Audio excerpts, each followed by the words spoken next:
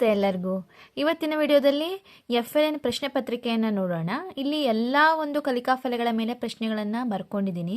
ಈ ವಿಡಿಯೋ ನಿಮಗೆ ಸ್ವಲ್ಪನಾದರೂ ಉಪಯೋಗ ಆಗಿದೆ ಅಂತ ಅನಿಸಿದರೆ ಪ್ಲೀಸ್ ನನ್ನ ಚಾನೆಲ್ನ ಸಬ್ಸ್ಕ್ರೈಬ್ ಮಾಡ್ಕೋತೀರಾ.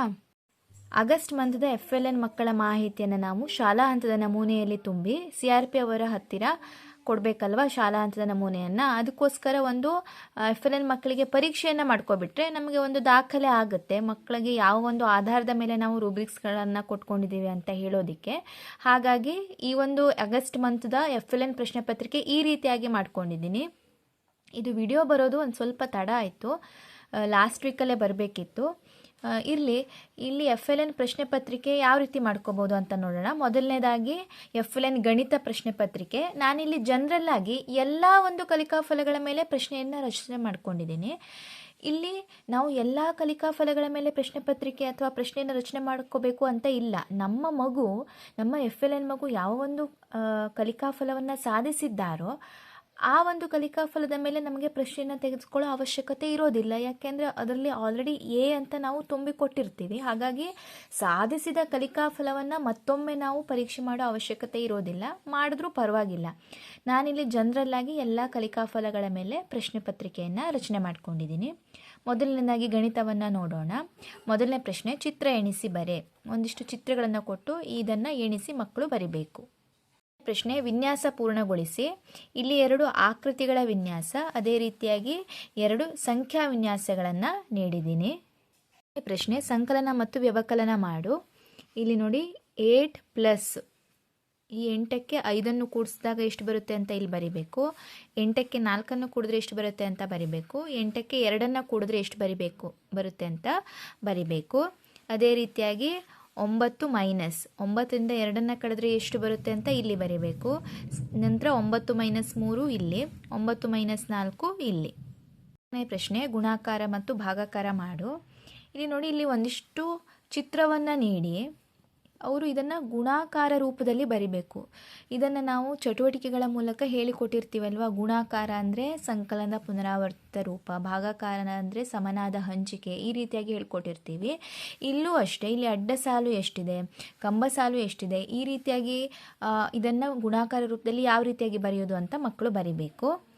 ಅದೇ ರೀತಿಯಾಗಿ ಭಾಗಾಕಾರ ಮಾಡೋದು. ನೆಕ್ಸ್ಟ್ ಪ್ರಶ್ನೆ, ಚಿತ್ರದಲ್ಲಿರುವ ಆಕೃತಿಗಳನ್ನು ಗುರುತಿಸಿ ಬರೆ. ಇಲ್ಲಿ ಯಾವ್ಯಾವ ಆಕೃತಿ ಎಷ್ಟೆಷ್ಟಿದೆ ಅಂತ ಗುರುತಿಸಿ ಬರಿಬೇಕು. 6ನೇ ಪ್ರಶ್ನೆ, ನಿನ್ನ ಪೆನ್ ಎಷ್ಟು ಉದ್ದ ಇದೆ, ಅಳತೆ ಪಟ್ಟಿಯ ಸಹಾಯದಿಂದ ಅಳತೆ ಮಾಡು. 7ನೇ ಪ್ರಶ್ನೆ, ಮರದ ಮೇಲಿರುವ ಚಿತ್ರಕ್ಕೆ ವೃತ್ತವನ್ನು, ಮರದ ಎಡ ಚಿತ್ರಕ್ಕೆ ಚೌಕವನ್ನು, ಹತ್ತಿರ ಮರದ ಚಿತ್ರಕ್ಕೆ ಹಳದಿ, ದೂರ ಚಿತ್ರಕ್ಕೆ ಕೆಂಪು ಹಚ್ಚು ಅಂತ ಇದೆ.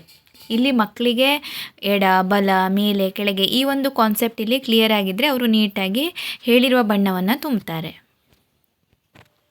ನೆಕ್ಸ್ಟ್ ಇದು 8ನೇ ಪ್ರಶ್ನೆ. ಇಲ್ಲಿ ಈ ಹಣಕ್ಕೆ ಸರಿ ಹೊಂದುವ ನಾಣ್ಯ ಮತ್ತು ನೋಟು.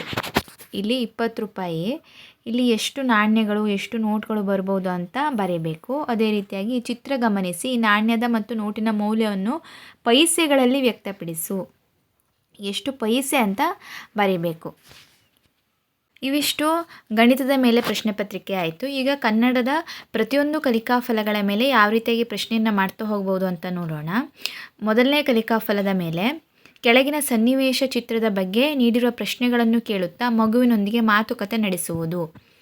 ಇಲ್ಲಿ ಈ ಪ್ರಶ್ನೆ ಯಾವ ರೀತಿ, ಸನ್ನಿವೇಶ ಚಿತ್ರದ ಕುರಿತು ವಿವರಿಸು, ನೀನು ಹೋಗಿರುವ ಜಾತ್ರೆಯ ಅನುಭವಗಳನ್ನು ಹೇಳು. ಪ್ರಶ್ನೆ 2, ಶಿಕ್ಷಕರು ರೋಗಿಯ ಪಾತ್ರವಾಗಿ ವಿದ್ಯಾರ್ಥಿಯು ಡಾಕ್ಟರ್ ಪಾತ್ರವಾಗಿ 1 ನಿಮಿಷದ ಸಂಭಾಷಣೆ ನಡೆಸುವುದು. ಇಲ್ಲಿ ಉದಾಹರಣೆ ಇದೆ, ಈ ರೀತಿಯಾಗಿ ಸಂಭಾಷಣೆಯನ್ನು ಮುಂದುವರಿಸಿಕೊಳ್ತಾ ಹೋಗೋದು.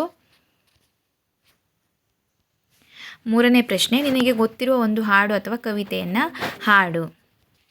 4ನೇ ಪ್ರಶ್ನೆ, ಕೆಳಗಿನ ಹಾಡಿನ ಪೋಸ್ಟರನ್ನು ಮಗುವಿಗೆ ಸ್ಪಷ್ಟವಾಗಿ ಕಾಣುವಂತೆ ಹಿಡಿದು ಶಿಕ್ಷಕರು ಲಯಬದ್ಧವಾಗಿ ಗಟ್ಟಿಯಾಗಿ ಓದುವುದು. ನಂತರ ಈ ಹಾಡಿನಲ್ಲಿ ಅವನಿಗೆ ಗೊತ್ತಿರುವ ಪದಗಳನ್ನು ಹೇಳಲು ಸೂಚಿಸುವುದು.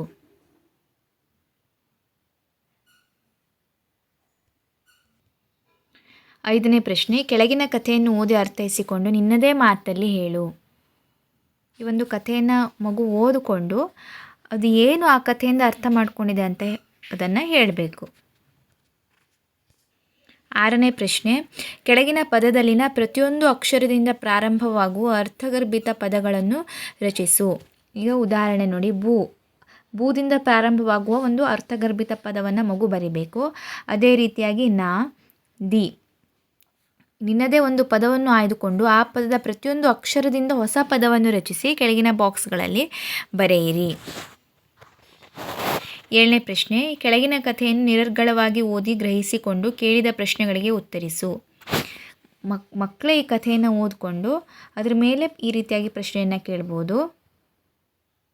ಈ ಕಥೆಯಲ್ಲಿರುವ 3 ಗೆಳೆಯರ ಹೆಸರುಗಳೇನು? ಈರುಳ್ಳಿ ಯಾಕೆ ಅಳುತ್ತಾ ಕುಳಿತುಕೊಂಡಿತು? ಈರುಳ್ಳಿ ಕೊಯ್ಯುವಾಗ ಜನರು ಅಳುತ್ತಾರೆ ಎಂದರೆ ಏನು? ಈ ರೀತಿಯಾಗಿ ಈ ಒಂದು ಕಥೆಯ ಮೇಲೆ ಮಕ್ಕಳಿಗೆ ಪ್ರಶ್ನೆಯನ್ನು ಕೇಳ್ಬೋದು. 8ನೇ ಪ್ರಶ್ನೆ, ಕೆಳಗಿನ ಚಿತ್ರದಲ್ಲಿನ ವಿಷಯದ ಕುರಿತು ಬರೆಯಿರಿ. ಇದು ಬರವಣಿಗೆಗೆ ಸಂಬಂಧಿಸಿದಂಥ ಕಲಿಕಾಫಲ ಅಲ್ವಾ. ಇಲ್ಲಿ ಈ ಚಿತ್ರವನ್ನು ನೋಡಿ ಆ ಮಗುಗೆ ಏನು ಅನಿಸುತ್ತೆ ಅನ್ನೋದನ್ನು ಸೆಂಟೆನ್ಸ್ಗಳಲ್ಲಿ ಬರಿಬೇಕು. ಕೊನೆಯ ಪ್ರಶ್ನೆ, ಕೆಳಗಿನ ಯಾವುದಾದರೂ ಒಂದು ವಿಷಯದ ಕುರಿತು ನಿನ್ನ ಅನುಭವಗಳನ್ನು ಬರೆ. ಮಳೆಯಲ್ಲಿ ಶಾಲೆಗೆ ಹೋಗಿರುವುದು, ಮನೆಗೆ ನೀರು ತರುವುದು. ಇವೆರಡರಲ್ಲಿ ಯಾವುದಾದ್ರೂ ಒಂದು ವಿಷಯದ ಕುರಿತು ಮಗು ಅದರ ಅನುಭವಗಳನ್ನು ಬರಿಬೇಕು. ಈ ರೀತಿಯಾಗಿ ಕನ್ನಡದ ಎಲ್ಲ ಕಲಿಕಾಫಲಗಳ ಮೇಲೆ, ಅದೇ ರೀತಿಯಾಗಿ ಗಣಿತದ ಎಲ್ಲ ಕಲಿಕಾಫಲಗಳ ಮೇಲೆ ಪ್ರಶ್ನೆ ಪತ್ರಿಕೆಯನ್ನು ರಚನೆ ಮಾಡಿದ್ದೀನಿ. ಈ ಒಂದು ಪ್ರಶ್ನೆ ಪತ್ರಿಕೆ ನಿಮಗೆ ಉಪಯೋಗ ಆಗುತ್ತೆ ಅಂತ ಅನಿಸಿದರೆ, ಇದರ ಒಂದು PDF ಬೇಕು ಅಂತ ಅನಿಸಿದರೆ ದಯಮಾಡಿ ಒಂದು ಕಾಮೆಂಟ್ ಮಾಡಿ PDF ಅನ್ನು ಕಳಿಸೋ ಒಂದು ಪ್ರಯತ್ನ ಪಡ್ತೇನೆ. ಇದೇ ರೀತಿಯಾದಂಥ FLN ಕುರಿತ ಮಾಹಿತಿಯೊಂದಿಗೆ ಮುಂದಿನ ವಿಡಿಯೋದಲ್ಲಿ ಸಿಗ್ತೀನಿ. Thank you for watching.